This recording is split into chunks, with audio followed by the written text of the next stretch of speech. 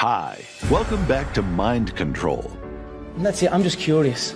Curiously fascinated with it, and I can't stop thinking about it. Everything I do in my life is related to this. I don't do nothing else if it's not got to do with flying. You know what I mean? And that is why. Self-discipline is everything. And that's all it's about, yourself. It's fucking me against me, period. The fucking mind is what you created. I'm gonna fucking make myself good enough. I'm driven. I'm obsessed. I want to prove people wrong. I'm a warrior. A warrior is a motherfucker who says, hey, I'm here again today. I'm here again tomorrow. I'm gonna be here the next day. It's a person that puts no fucking limit on what's possible. It's a brutal journey every fucking day. I'm in phenomenal shape, in body and mind.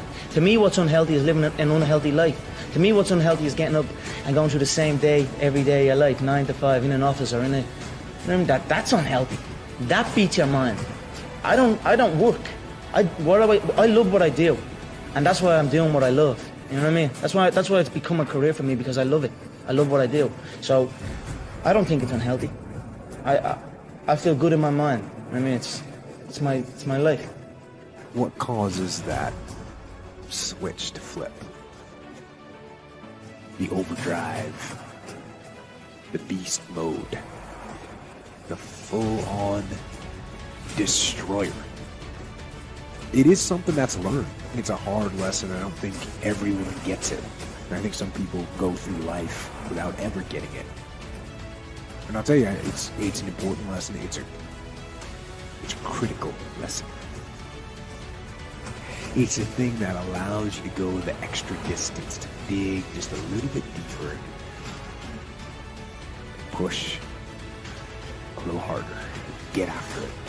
Yeah, I said this, I'm sure you're probably all thinking in your head, this guy is talking absolute dribble. He's not going to do what he says he's going to do. You're probably all sitting there thinking that. But now here we are again, and I done what I said I was going to do. I feed off this. I love this stuff. This is what gives me energy. Saying I'm going to do something. Putting it out there for the world to see, and then going out and doing it. There's no better feeling in the world than that. And it's as easy as that. Say what you're going to do, and go and do it. It's a difficult motherfucker where you're gonna fail, and you're gonna be in your head, you're gonna be saying, I'm not good enough. And it's how you get through that. To grow, you must suffer. Some people will get it, some people won't. When you're driven, whatever's in front of you will get destroyed. You know, they tell me you'll never do this. You'll never win world titles. I've done it consecutively. So you keep pushing the envelope. Keep going. So I conquer one, and then I'm on to the next. So I work and I hustle like I'm not in the position I'm in. I cannot force an individual if they are afraid. If an individual is afraid to fight, you cannot force him. So it is what it is. If he's running, if he's scared, there's nothing I can do. Sometimes I look in the mirror and get little frights as well looking at myself, because I am an absolute animal, a machine. So I probably wouldn't want to fight me either. So it is what it is. Like many other things in life, there's a dichotomy, because it actually takes, in my opinion, two opposing forces to bring it to life. It takes both emotion and logic for you to reach your maximum potential, to really give everything you have and go beyond your limits. You're gonna have to fucking suffer, man. It's how you get somewhere in life. Motivation is crap. It's shit. It comes and go as how you feel. Fuck that shit, man. Fuck that shit. I'm not gifted. I'm just driven. So that's when you move from motivation to driven to obsessed. It's how you get through that on a daily basis. We forget how badass we are during that hard time. Because both emotion and logic, they're going to reach their limitations. And when one fails, you need to rely on the other one. So when it doesn't make sense, logical sense to go on, That's when you got to use your emotion. That's when you got to use that anger, that frustration, that fear to push yourself harder. To push yourself to say, I don't stop. And when your feelings are screaming that you've had enough, and when you think you're going to break emotionally, you got to override that emotion with the concrete logic and willpower. Get your ass kicked. Do things you hate to do. Be uncomfortable every fucking day of your lives. You have to believe in one thing, and that is yourself. I'm gonna fail. I'm gonna fucking fail. I'm gonna fucking fail. I'm gonna fucking fail. And I will succeed.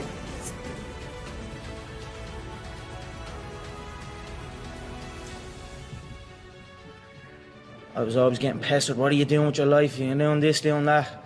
They didn't know what it was. They didn't know what MMA was. They didn't know what none of this. They didn't know I could make a career out of it. As far as they were concerned, my man and dad I'm talking about, as far as they were concerned, I was just getting into a cage and fighting with some other guy. They didn't know nothing about it. No one did, really. But I knew. You're at your past and you'll end up staying there. It's okay to look back and admire it, but you carry on. I'm not in the business of staring back at it. You know what I mean? I'm getting lost back there. People say a loss can make or break a fighter, but trust me, a win can also make or break a fighter because they get comfortable with a win. People can get comfortable with a win, and slack off then. Slack off on the training. Slack off on the diet. They've won one. They're winners now. That's not me. You know, you sleep on a win and you'll wake up with a loss. So I just carry on, keep doing what I'm doing.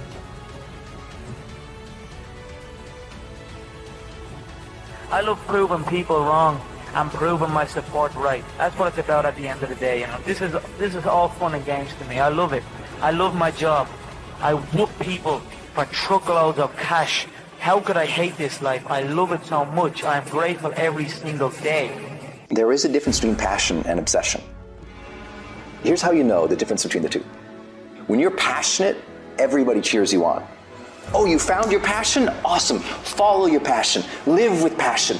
Be passionate. Chase your passion. When you're obsessed, they're like, why you gotta be so crazy? Why can't you be satisfied? Why do you always gotta get things so perfect? Why do you spend so much time here? When you're obsessed, people think you're nuts. High performers are obsessed about the topic in which they're trying to learn, master, grow into. And if no one thinks you're crazy, you're not yet operating to the outer limits of your potential. You're not there yet.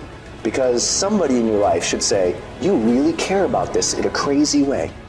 And when you get there, you know you found your thing. It becomes necessary for us to excel in this. It's not a hope anymore. It's not a preference. It's a must. It becomes so necessary that it connects with our identity, that we feel it is necessary for me to deliver with excellence here because that is who I am. This topic, this thing I'm doing, I care about this, I want to master this. And when we hit that, game changer. You look at any person who has achieved greatness in this life from a career standpoint or a physical standpoint, any of those things require all-in effort. I mean, jump the fuck in the pool, head first, don't worry about the what-ifs, and make yourself fucking swim. And when I say all in, I mean all in. Every moment, every minute, every hour, every day, every week, every month, every fucking year, for as long as it fucking takes for you to get where you're going, you should be consumed with that path. You have to dedicate every breath, every ounce of energy, and every thought and effort that you possibly have in your heart to becoming what it is you want to be. You better learn to get really used to being uncomfortable. And if you can get used to being uncomfortable, your fucking limits are non-existent. All in is not 50%. All in is not 60 hours a week. All in is not, I worked a Saturday twice a month. All in is all fucking in. And you either are or you aren't. Thank you so much for watching till the end. Don't forget to share your thoughts in the comments section. Please also like, subscribe, and share this video with your friends and families. Please watch our other motivational videos. Thank you again. I was 27 years old and I was like miserable. Just kept trying to figure out what my life was for. Two most important days of your life are the day you're born and the day you discover why. And at 27, I just hadn't figured out the why. And I walked into a comedy club October 8th, 1985. I won amateur night that night. I went to work the next day and quit my job. The day I quit, my boss, he talked me right out of it. He said, "Steve, you're not even funny." He said, "Are you kidding me? You've got a family. You put that stuff back on your desk, but don't you ever come in here again with something ridiculous. You're going to be a comedian." Dude named Russell Middlebrooks came up to me and said, "Hey, Harv, I thought you was quitting today, man." I said, "Nah, I talked to Tom and he told me I wasn't funny." He said, "He don't know you. You the funniest dude I know."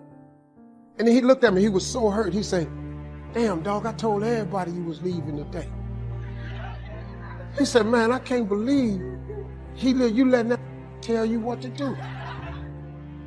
And I took that box right back in there. I said, "Tom, I'm really funny. I'm going to make it." He said, "I'll tell you what, you leave out this door, don't ever come back in here again." He said, "You're making a huge mistake leaving your family out like this." Probably about 20 years after that, he was at a show. And he said, "I came to the show, I saw this Steve Harvey." He said, "Oh my God, I always knew you were going to make it." None of my family believed it. The only family member I had that thought it was a good idea was my father. And he just said, "Son, if you think you can make it, get on out there and get the stuff." My father was born in 1914. My grandfather was born into slavery. My grandfather was a slave till he was 12. And my dad was the only one who believed it. Everybody else told me no. Laughed at me. Not only is it possible for you to have your dream, but it's necessary that you have it, that you go for what is yours in the universe. I have a friend that I said, "I want you to work with me." I called her up. She said, "Les, are you sure I can do it?" "Sure you can. If I can do it, sure you can do it. In fact, I'm going to give you the support." So I was telling her that I knew she hated her job with a passion. See, a lot of people go to work every day miserable, and all they do is just talk about how miserable they are. But they don't do anything about it. And we've been going through this for years, ladies and gentlemen. She brought her husband, and that was one of the major problems that I realized. He couldn't see it for her. So you got to make sure that you have people in your life that can see it for you. So I said, but if you can't see it for her, don't tell her that. Just give her some support. What if you're wrong? You've seen her speak. She's got great speaking skills. You've got a great woman here. But you see, people who can't see it for themselves can't see it for you. So I said, "Will you do it with me?" I said, "I'm going to give you the support you need. You can't do it by yourself. I will stand with you." She said, "Okay." 3 days later, I got an emergency call at my office. It was from my husband. He called and said, "Tell Les Brown that Marion is dead." And I remember the last time that I saw her, and I had some of her papers. And what got me, what was so sad that made me begin to cry, was that there were poems that she had started that were profound poems, great thoughts, that she didn't complete. That poem was given to her. I can't finish that for her. That play, whatever the outcome that she had envisioned, was given to her. I believe all of us have some purpose for being here. And I was reading a newspaper that said that millions of people are dying because of what they're eating, talking about their diet. So that even more are dying because of what's eating them. You've got to find ways to increase your sense of self-appreciation, because if you don't, you will find yourself unconsciously engaged in self-destructive behavior. If you don't program yourself, life will program you. The major key to your reaching your dreams, your making your contribution, is you. When I wanted to get on public television, you know, they told me, "You can't do that." Hold time out. Let's be realistic. I said, well, wait a minute. Why can't I do it? Well, let's look here. You don't have any college training. They're not going to give me a break. What people think about you and the possibilities for your dream is none of your business. They have no imagination, ladies and gentlemen. They're living out of the past, out of their memory. The attitude is it can't be done because they haven't seen it. The people that are going to make it in the future, let me share something with you. History is being read, but it's also being written by people with imagination. You look at your life, you look at what you produce. Are you doing all you can do? Have you gotten comfortable? Are you surrounding yourself with people that can nourish you? Are you learning something different? Is your life an adventure or is it boring? What decisions are you making right now as you look into the future?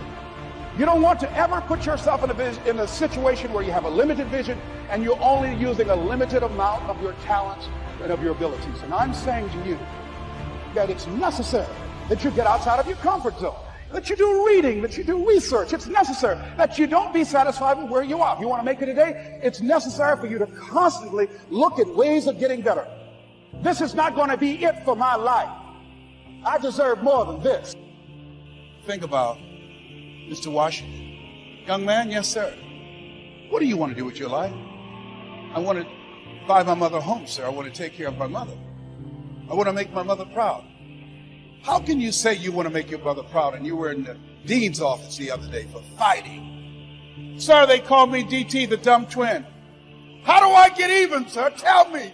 They pick on me all the time. I'm not like my brother. They always compare me to him. Mr. Brown, you want to get even? Yes, sir. Remember these words by Frank Sinatra.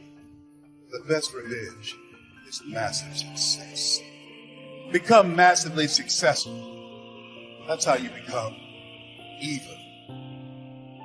Mr. Brown, why did you sign those papers? I fought for you. I saw something in you. You've got greatness in you. I know you're not as fast as your brother. There's a hunger in you, sir. When I saw your name, I couldn't believe it. Why did you do that? Several teachers met with me and said that you wouldn't be with me at Florida A&M University to help me. I would not make it at Florida A&M. You've been like a father to me. I never would want to bring embarrassment to your name. He said, I don't care what they say. Did you believe that you could go there and graduate? Sometimes you have to believe in somebody's belief in you until your belief kicks in. Let us say together, it's possible. I can live my dreams. I will work on myself. I will retrain my thinking every day. I would read 10 to 15 pages of something positive every day. I will turn off my television and turn on my life. Let us say together, it's necessary to detoxify your life. Look at the people in your life and ask the question, what is this relationship doing to me? There are some people you need to let go. Let us say together, let go or be dragged. They're emotional vampires. They will drain you. Les, can I change them? No. It's a full-time job changing yourself. There's some people that's so negative, they can walk into a dark room and begin to develop. You're talking about earning more money. You got to be serious. People say money won't make you happy, but everybody want to find out for themselves. Here's something else. Write this down. You're going to fail your way to success. There are people who should be there to encourage you. They're going to be the #1 members of the discouragement club. When you have a dream, think it not strange that you'll face the fiery furnaces of this world. You will have tribulations. And don't complain. Don't go around telling everybody. 80% don't care. 20% glad it's you. Suck it up and make it happen. Everybody, let us say together, leap and grow your wings on the way down. Wherever you are, whatever you're doing, do it with everything that you have. Develop the habit of giving more than what you're paid for. Develop the habit of setting standards that others will be measured by. Do not go where the path may lead, but go where there's no path and leave a trail. Yeah. So in order to change a belief or a perception about yourself and your life, you got to go all in. It's not like you go 50% in. You got to go all in. You got to make a decision with such firm intention that the amplitude of that decision carries a level of energy that causes the body to respond to the mind, that the choice that you make becomes a moment in time you'll never forget. And you would say, I remember the moment I made up my mind to change. And the stronger the emotion you feel, the more you'll pay attention to the decision. And that's a huge stone. The process of working on your dreams, you are going to incur a lot of disappointment, a lot of failure, a lot of pain. There's a bigger dream waiting for you, just waiting for you to step into it. To step into it. Your life is big. Your life is huge. And we spend so much time wanting to be in somebody else's life. And you don't get honored, you don't get revered, you don't get celebrated wanting what somebody else has. But momentum requires you always do the next thing to keep the momentum going. And the reason you get yourself in a passionate place is so that you change your life, and the only thing that changes your life is making a decision. So while you're in this passionate state, that's where you make decisions. If you make a decision in a state without momentum, if you make a decision from a place where there's no passion, you are not going to get momentum. It'll kill momentum. It's decide, commit, and resolve. Well, the first thing I would say is, well, you should be afraid of taking risks and pursuing something meaningful. But you should be more afraid of staying where you are if it's making you miserable. First thing you want to do is dispense with the idea that you get to have any permanent security outside of your ability to contend and adapt. It's like you're paying a price by sitting there being miserable. You might say, well, the devil I know is better than the one I don't. It's like, don't be so sure of that. Yeah. And if you're miserable in your job now and you change nothing, in 5 years you'll be much more miserable and you'll be a lot older. It's okay to settle. It's okay to give up. And that is the instinct you need to fight. You need to push back, to smash into the ground. Do not take the easy way out. Do not give up based on instinct. I don't remember now, I'm not talking about what makes you happy. It's a luxury to pursue what makes you happy. It's a moral obligation to pursue what you find meaningful. And that doesn't mean it's easy. It might require sacrifice.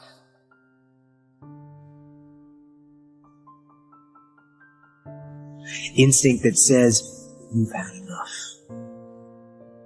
This is the instinct that says, you've given it your best shot. You can stand down. You can back off.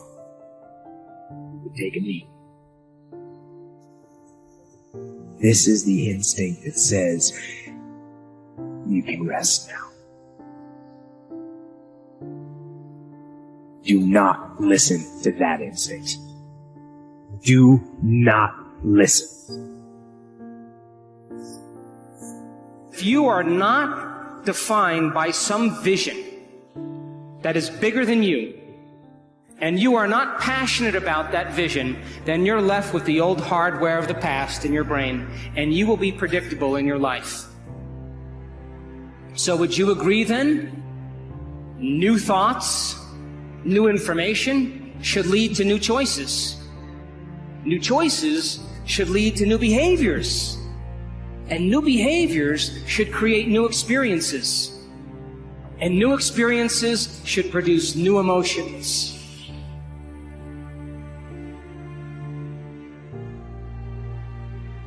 Most people are not accumulating wealth. Most people are living in poverty. Most people are living far below their potential. Not because they don't have the capacity, not because they have not been given authority and dominion over everything on the face of the earth, but most people are living like they're living because of the fact that they don't believe they can have any more than what they now have.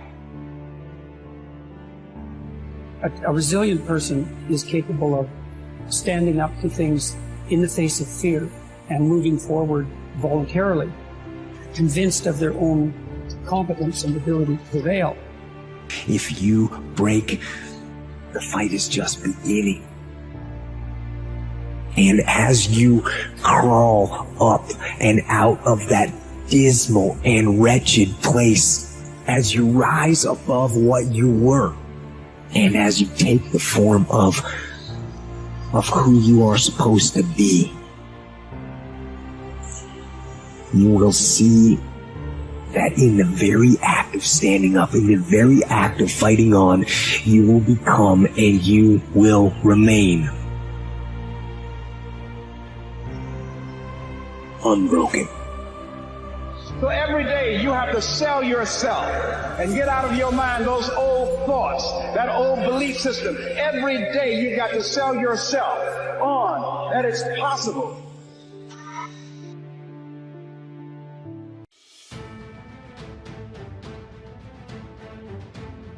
Disconnected. That relationship that you are in right now may not be working out. You stick and move and you jab at it. And on the rare occasion that you take a punch from life. And most of it on these phones, Instagram back and forth, whatever you call it, tweeting and texting. You waste so much time on our little gadgets. The greatest, believe that you really believe.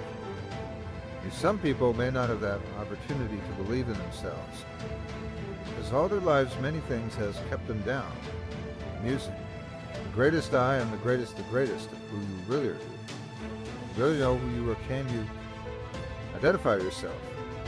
Do you see yourself less, or do you see yourself?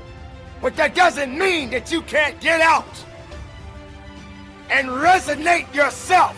Get your mind and your body in the right place. Work on you. Don't try to fix others. Focus on your opportunities. Focus on who you are as an individual. You can't save the world, but you can definitely make a difference. But make sure you make the difference within you. Because as long as you are leading the path, the right ones will walk with you. They will follow you. They will stand with you. They will break bread with you. So you must continue to believe. And it knocks you down. You dig deep. And then you dig deeper. And then you dig even deeper. Because you understand that this is the moment to pick yourself up. Push through with determination and grit. Because of all your resilience, commitment, hard work, perseverance, you have now put yourself in position to show the world that you got that dog. And your inner dog has no quit. I said this is the moment to pick yourself up and push through with determination and grit. Because of all your resiliency, commitment, hard work, perseverance, you have put yourself in a position to show the world that you got that dog.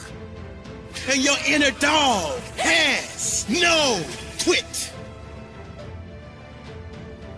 You must continue to understand that on this day, on this hour, this is your day, and your time is now. Hold on tight and don't let go. Focus on what is necessary and disconnect yourself from the things that are not necessary. If you're feeling like you're going down, open up your heart and open up your mind and look up. Carry on and believe in it.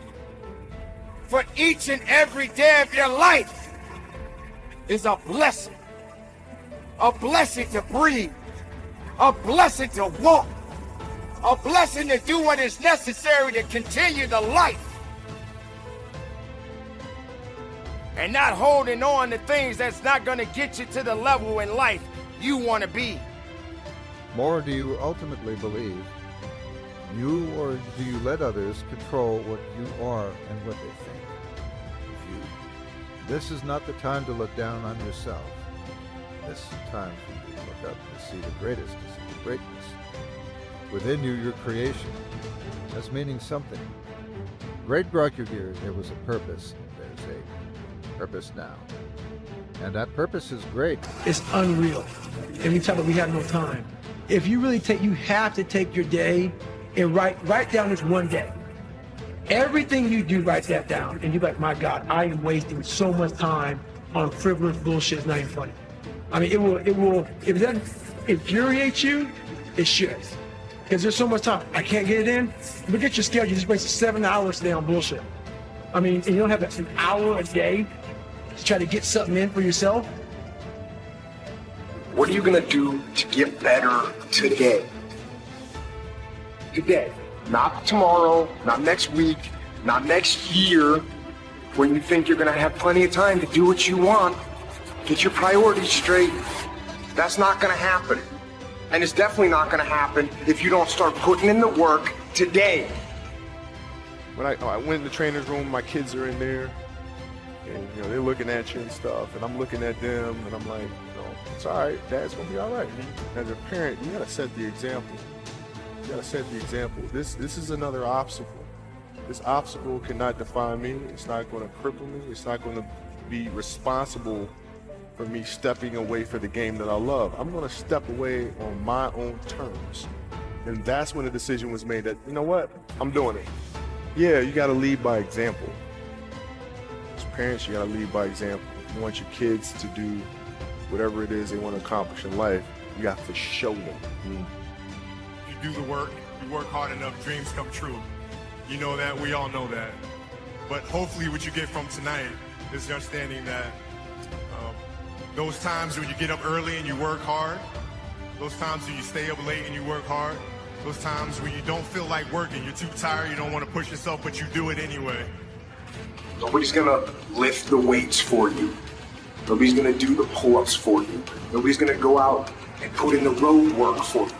You gotta do all that yourself. Quit waiting for the perfect time. Quit waiting for the perfect situation to occur. It's not gonna happen. You wanna know when the time is right? The time is right now. So what are you doing with your time? Are you doing something productive? Are you moving towards a goal? Making yourself better? Or are you letting time slip by? Wasting. Stop wasting time. Get after it.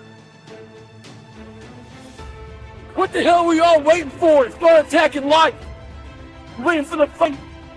Back when I was growing up, the song came out. All I need is a miracle. Well, guess what? That miracle ain't coming. You exist in it. Greatness is within you. Greatness is a part of you. But to be great, you've got to believe in it. Since the day you were born, greatness was already there when you had those hard times.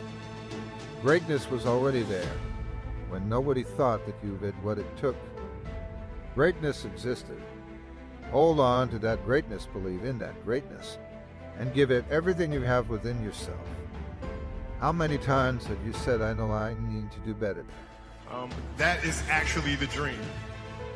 That's the dream. It's not the destination, it's the journey. And if you guys can understand that, then what you'll see happen is that you won't accomplish your dreams. Your dreams won't come true. Something greater will. I think the definition of greatness is to inspire the people next to you. I think that's what greatness is or should be. It's not something that lives and dies with one person. It's how can you inspire a person to then in turn inspire another person, and then inspire another person. And that's how you create something that I think lasts forever. And I think that's our challenge as people, is to figure out how our story can impact others and motivate them in a way to create their own greatness. What can I say? Mamba out. You don't know how many times have you forgotten on a scale and weighed yourself. But you wasn't happy. How many times have you pulled up those pans and it just didn't fit right? How many times have you said you could not stop eating a certain type of a food, but you kept doing it anyway? You see, my friends, that's an excuse you're looking for a way out. You're trying to find an idea and say, hey, it's okay for me to keep making this type of a mistake. It's okay for me to keep saying the same. Then over and over.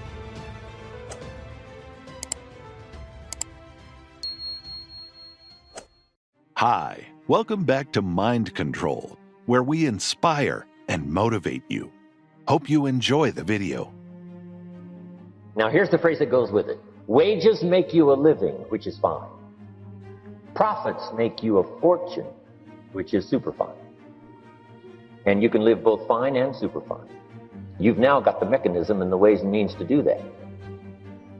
Profits are better than wages. Guess what? I taught this in Moscow when I was teaching capitalism.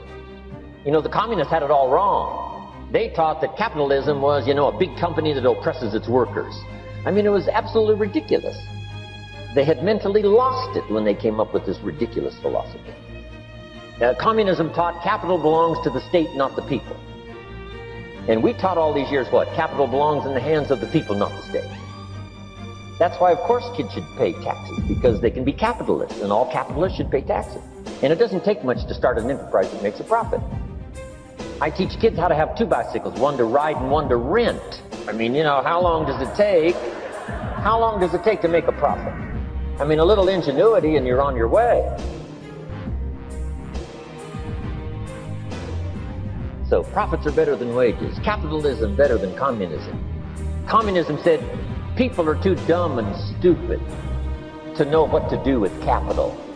So you must take capital away from all the dumb, stupid people and give it to the all-wise, all-knowing state.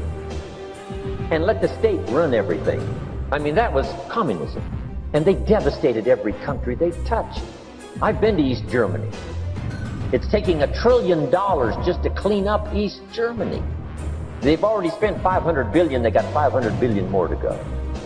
I mean, every country they touched, and I've been in all of them, they devastated them all with their devastating philosophy. We teach capital belongs in the hands of the people. That's where the ingenuity is to bring goods and services to the marketplace. But once I understood this now, it was so incredible. Profits are better than wages. Now, when I first was recruited, I'm a distributor for this little product called Abunda Vidal. And here's what my mentor said, Mr. Show. He said, Mr. Owen, you can start this miracle working business part-time. You don't have to go full-time, you can start part-time. And he said, if you'll devote, to start with, let's say 10, 12, 15 hours a week, where you'll start making a profit, here's what you can now say. I'm working full-time on my job and part-time on my fortune. Because profits lead to fortune. I got so excited about that philosophy. I'm working full-time on my job, but now I'm working part-time on my fortune. I found a way not only to make a living, you won't believe this, I found a way to make fortune. Can you imagine what that's like then to get up in the morning? To go to work on your fortune? Not to go to work to pay the rent, which is okay, but a chance to go to work to make a fortune?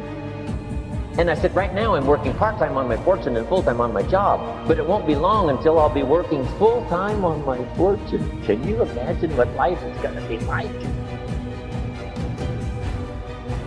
Now, here was my first goal when I started, and that was part-time.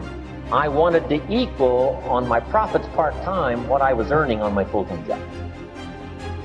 This is called the magic of part-time. It is so thrilling for people to start working the business part-time, because now you can work on profits, and it doesn't take very long. If you'll really concentrate on those 10, 12, 15 hours a week, it won't be long if you really do it right and learn some of the skills I'm going to talk about. It won't be long until you can be earning as much part-time working on your fortune as you are full-time working on your job. I did that in less than 6 months. Now I've got an incredible invitation. I found a way part-time to work on my fortune And I'm making as much money at that as I am on my full-time job. Would you like to hear my story? It was incredible. Now here was my second goal, to make twice as much money part-time working on my fortune as I was working full-time on my job. And I reached that in less than a year, making twice as much money part-time working on my fortune as I was full-time working on my job.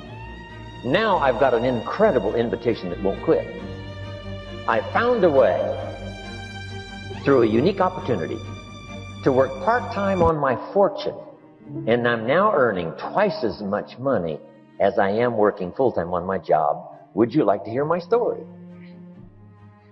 Do you imagine anybody would say, no, I don't care to hear your story? No. Everybody I said that to said, wow, yes, what are you doing? I said, I'm glad you asked. Let me tell you.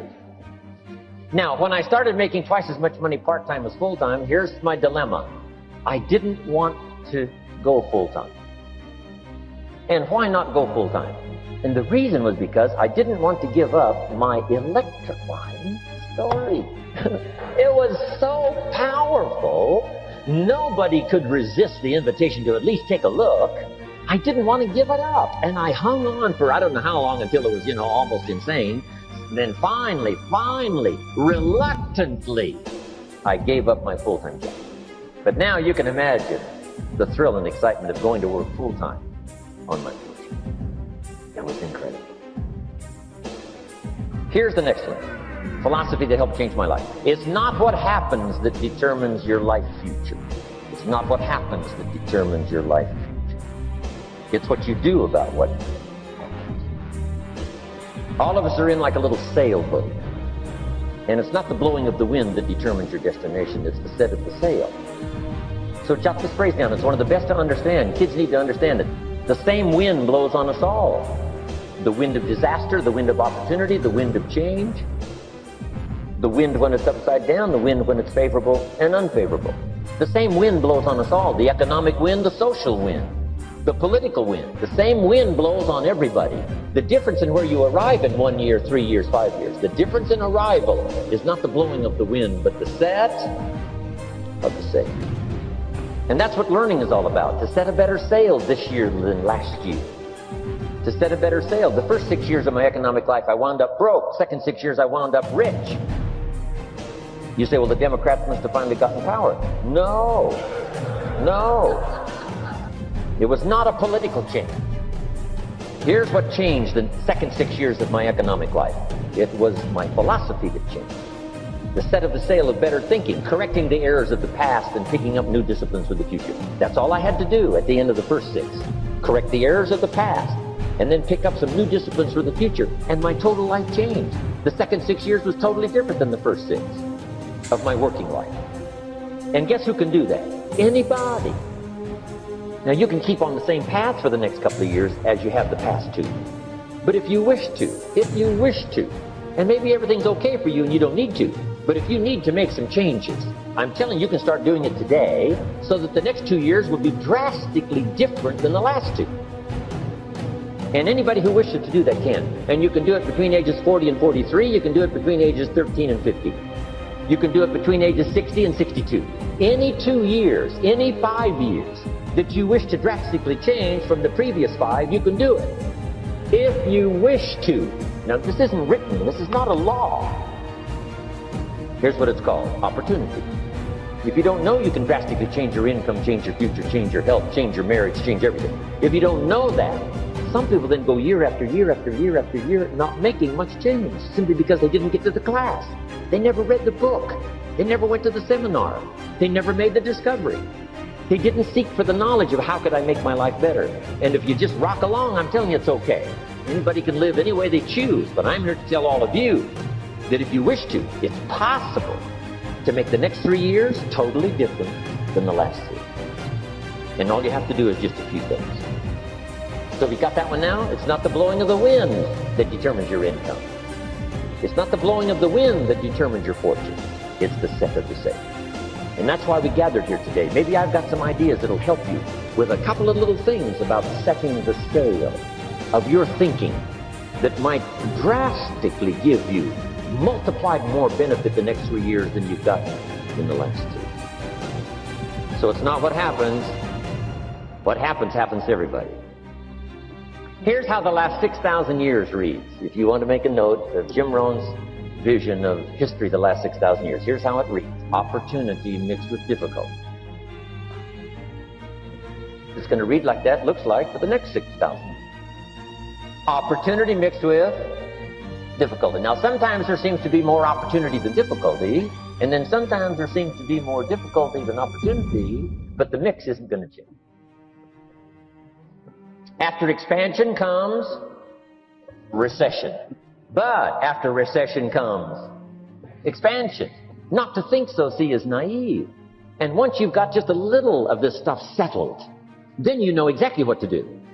You know exactly what to anticipate, so you can be ready. We'd like to thank you so much for watching till the end. Don't forget to share your thoughts in the comments section. Please also like, subscribe, and share this video with your friends and families. Please watch our other motivational videos. Thank you again.